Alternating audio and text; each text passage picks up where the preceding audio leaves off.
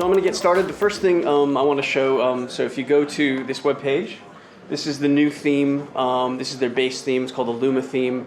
I believe this is based on the less, the new, instead of the SAS, this is based on the less.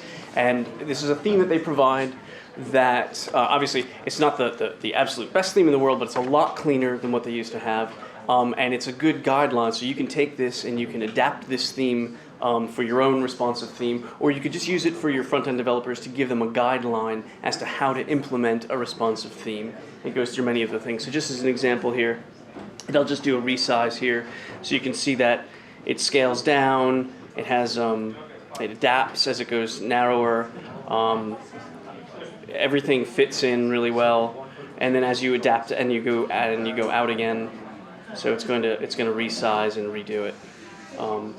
As it should for a responsive adaptive site. So it works all the way through tablets, mobiles, and again, you can use this and customize it. You can go to many different pages and try it out.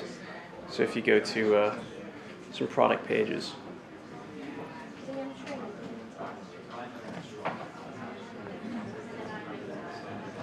Now I want you to just mention a little bit about the speed. So we did a test last Friday, and about performance. We did a test last Friday, and we had 30-something, more than 30 people going into the website, and the response was absolutely stellar. And this was not on a souped-up top-end platform. This was it was a good platform, UKFast, and the response was stellar. However, in this building, because we've got everyone here on the same Wi-Fi, we are a bit limited on the bandwidth of the Wi-Fi. So most of the speed, if it is a bit slow this morning, may be because of the Wi-Fi, not because of the Magento platform. But anyway, let's go through it. So you can see, as you can see here, as you go responsive with this, it's going to narrow down. The columns will change. Eventually, the left side will go down, and then you've got the menu up here, and then you can go back out again. If I go back out to what it looks like out there, then it'll go back out. So as you can see, it's a much cleaner responsive theme. Works on all screen sizes, and you can adapt it for yourself. Again, it gives a good guideline as to how to do it. Now, the checkout is one of the things that we talked about. So let's go to the product. It'll add it through the checkout.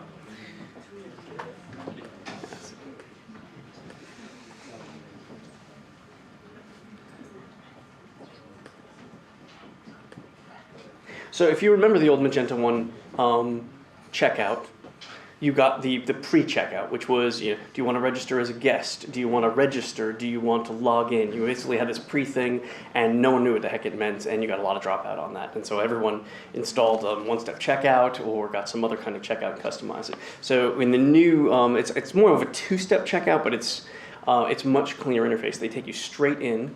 There's no more, they assume basically guest checkout, but then they allow the customer to register afterwards. Plus, if they enter an email address and it recognizes that email address, it will then prompt you and ask you if you want to log in, because it'll then pull in all of the, and pre-populate the fields for you. So it basically covers all the bases in a much more cleaner form. Another thing I really like is they have the visual summary that they have. They didn't used to have the images on the summary, and they've got the built-in summary. And again, this is also responsive. So if you go narrow it down, you've got a smaller site there, and you've got your summary there. So again, this works much better on mobiles and tablets on your checkout. And let's see, the billing address is only required when the payment is required. The shipping rates only appear after you've entered it. I'm going to enter the data now. Just do this. So let's see if it recognizes. We might have refreshed it. So.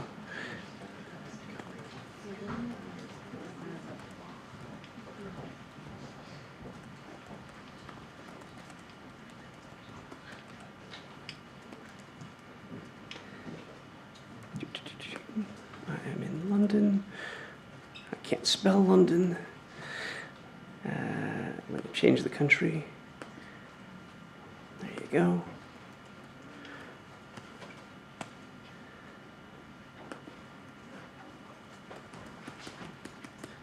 So if you saw there, once I did the address, it changed the shipping methods. So if I change that to a different country, and I choose a different state, of course I don't have I don't know postcodes in Alabama. I apologize. California, 90210 ought to work, right? There you go. So now you've got, it's pulling it from table rates. And so you've got that. And then when you go to the next page, again, you still have the summary now. You've got the shipping. Again, they show the picture of the image in the summary. You've got that. It's got the shipping information. It doesn't ask for your billing address unless you need to ask for it. So it says my billing address is the same. If it's not, then you get the option to change it. You've got your discount if you want to do discounts. You've got gift card if you want to do gift card. And then you've got the place order. And then after you place the order, it will then ask if you want to register. If you have that turned on, it'll ask you if you want to register. You can enter, I think it sends you an email, and then you can create the password that way with a special link. You can possibly embed it into the form. But anyway, it's a much cleaner checkout. It's much easier to customize, and the flow is way better than what Magento 1 had. So you probably won't need to install an extension to do that. You probably can take this and customize it. If you happen to like the old version, I think it's still in there. If you want to turn this off, I doubt you will.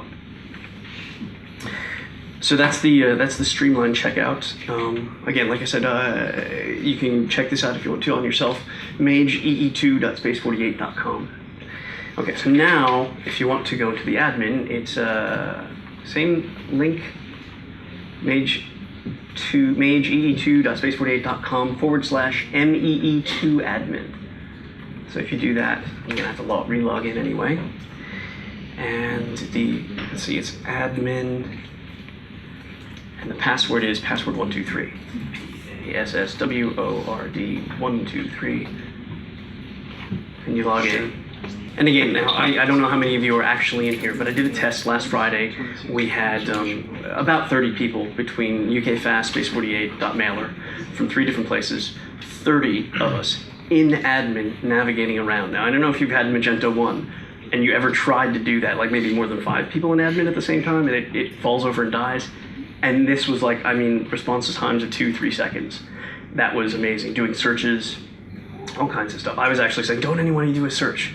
And I was like, okay, it started responding really well. I was like, okay, everyone try and do searches now. And everyone was doing searches, and it was still responding really, really well. So again, if you happen to ever have to do things like one of the new features in Magento 2 is, if you ever had to do adding lots of products at the same time, you can't have multiple people add products at the same time because you'd end up with database clashes and collisions and stuff like that. And this handles it a lot more. So you should probably be able to have 5 or 6 or maybe even 10 people entering products at the same time without any data collisions. So they say. I haven't actually tried all that yet, but from what I've seen so far, it seems to be delivering on that. So the first thing you'll notice, the dashboard's now been moved to the left-hand side. And for people who are working on tablets and stuff, there's no more of the hover states.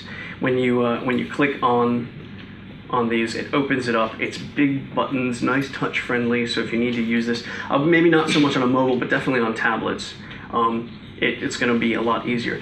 They've reorganized it, and they've not too much, and they've also relabeled and renamed some of this. So the idea is that this is mainly for non-technical people, and it used to be, as Ben said, this was originally built by developers.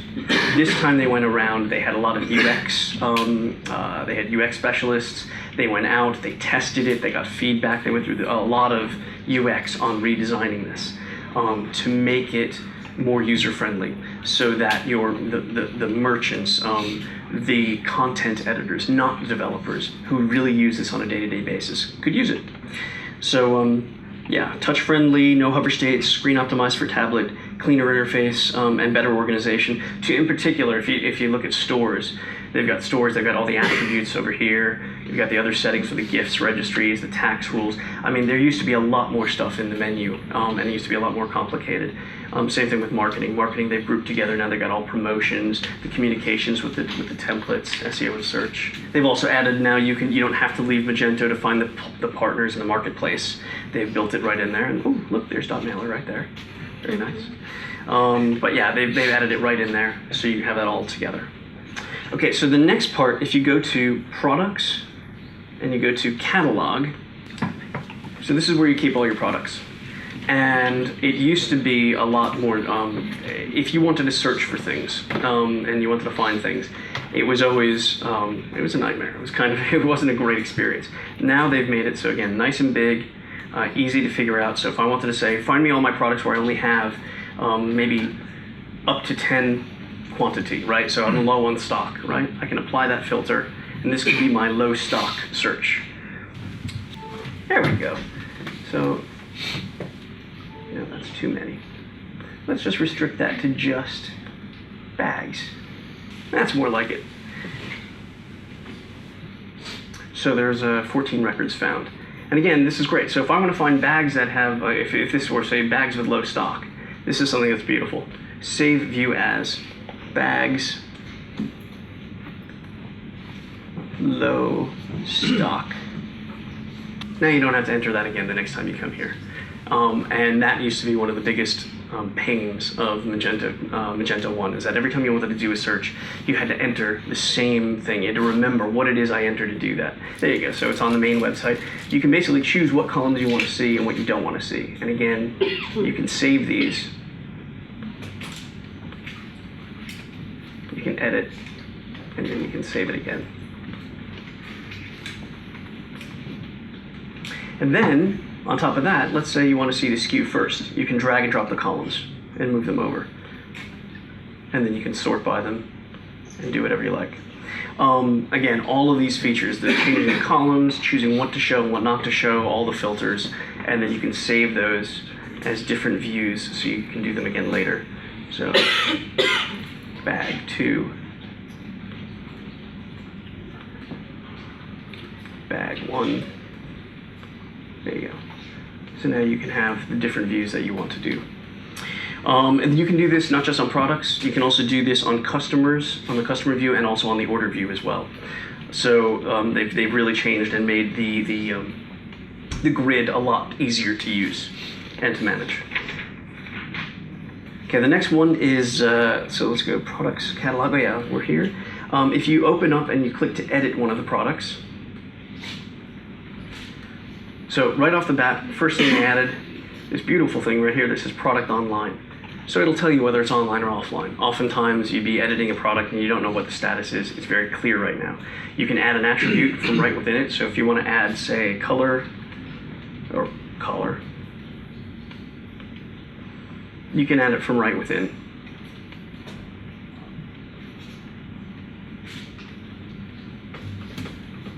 There's the color. So I'm having a bag with a boat neck, apparently. You can also change the attribute set. So if I wanted to change this to a sprite status ball, I can. Which again, you didn't used to be able to change the product attribute set. Also, if you notice on the left-hand side here, there's 1, 2, 3, 4, 5. There's a few of them here and some more in advanced. But there used to be a boatload of configurations, and you would have to click and click and click and click to go through and add and edit your products. Now they've combined most of it all on the same page. So images and videos, add video, that's a new one they've added as well. They've integrated the WYSIWYG editor right in here, so you don't have to click and then go to another page. So basically they've reduced the amount of clicks that you need to go through to manage your products, so they've made it a lot faster. And they've put it mostly all on the same thing. They've also organized it so that if you want to just skip down to the other parts, you can by opening these up. Image management, better image management, you can just drag it right on there. The SEO.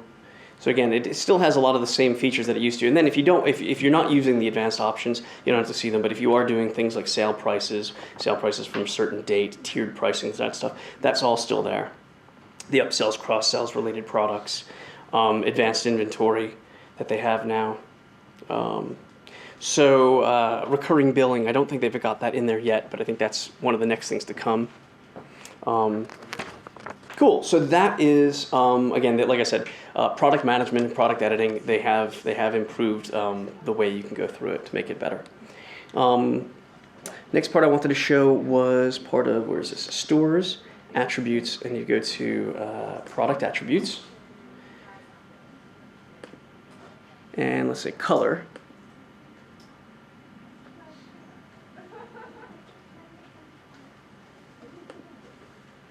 No, that's the test one that I did. My apologies. It's the other color.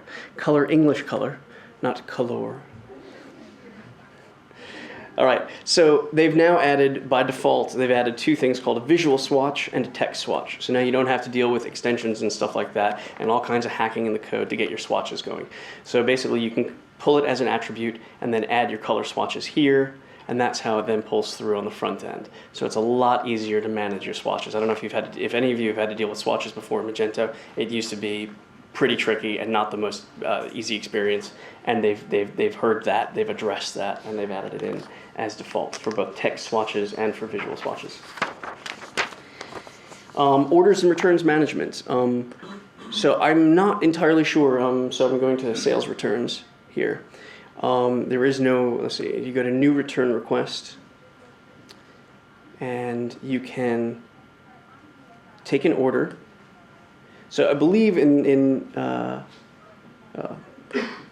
change it here. I believe in the original Magento. In Magento 1, you had credit memos. So if somebody had a problem with an order and stuff like that, you can issue a credit memo, give them the credit back, give them the money back, and that's how you tracked it. But there really wasn't an integrated returns part of it, and customers themselves couldn't actually request a return or an RMA, return merchandise authorization through the system. It wasn't, you had to add that in yourself. But they built that in Magento 2. And so customer, I believe, can go into their account now, and they can actually pick an order that they've ordered before, and they can say, I need to return this, and then submit that in, and it goes through.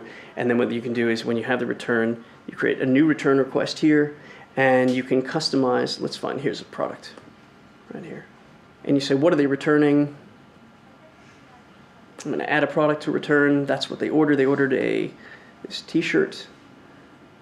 So I'm adding that to the returns. How many of them? 1. What's the return reason? Again, you can customize it. Was the wrong color, was the wrong size. You can add that. The condition, was it opened, unopened? And what's the resolution? Are you giving them a refund or store credit? So you didn't used to be able to do store credit, at least not like built in and this easy. So again, these are really nice features that they've really thought through. And then you can submit that return, and then you can issue it. So it makes it a lot easier, your return management through Magento, rather than either through another system or having to add it in and customize it yourself. You can take this. If this doesn't work for you, you can probably take this and then customize it, and you're already 90% of the way there. So I think that orders and returns management is a lot easier in Magento 2. And the next one, this one also, I don't believe was in, it was lightly in Magento 1, but not quite, I don't remember it being segmentation, being quite this advanced. So again, you can add a segment. So all my segments are gone, all my test ones. So I'm going to say high value customers.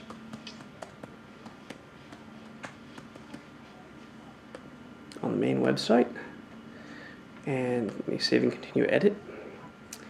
Then you go to the conditions, and this is where it's really cool. You can do the advanced stuff. You can say people who have ordered, number of orders is greater than, say, 3 or 2. Let's make it 2. So people who have ordered 2 or more products, those could be your high value customers. And now you can see how many people. All right, so I have none of it. Again, they re-switched my my data on. I'll make it 1.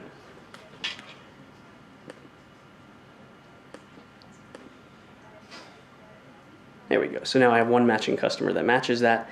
So again, you can create advanced segments based on number of orders they've done, basically most of the things that they have there. So you can do it, here it is. So you can do it on a variety of conditions. So you do it by age, date of birth, their billing address, their location, gender, male, female, whether they're subscribed to the newsletter or not, so newsletter subscribers or not, how many orders they put in their shopping cart, I mean, any number of these. And you can use this in here. You could send this out to dotmailer to automate your emails and things like that. Again, it's all built in. I don't believe Magento 1 had this advanced capability for customer segmentation. So that way you can again personalize the experience for them on the website, or then you can take this and use this for marketing later on. And you also can see this in reports. So in reports, they've added new reports for customer segmentations. So I can say customers, segments, and I can see my high value customers here. And there's my report on it. And again, you can export this to another system if you wanted to. So that is That's another feature that I saw in the admin that they have there. And the last thing is, again, with reports in general, there are at least, they've got all the reports they had there before. I think there are 6 more of them. They've got wish list reports, so you can see what's on people's wish lists, who's putting them on the wish list, what's your most wished products, that kind of stuff. They've got the customer segmentation. They got more reports. They've got for private sales, which they didn't have before, invitations, the invited customers, the conversions for those private sales if you're doing them. So again, they've increased and improved the functionality and the number of reports that it comes out of the box. There's still plenty. Again, you can customize and create new reports as well as you need to, but they have listened to the more common things they needed to get, and they've added it in there. That's pretty much my walkthrough of the front end and admin for Magento admin. Again, a lot of the other features I can't show you because there are a lot of developer features. I can't show you the tests, and you probably don't want to see them anyway. I can't show you the improved module development, dependency injection, and all that other kind of stuff that developers drool over and they love. But at least from a merchant point of view, from the bread and butter and the day-to-day things that you do, this is what it's going to look like, and it's a heck of a lot better. If you've known Magento 1, it's a heck of a lot better to work with.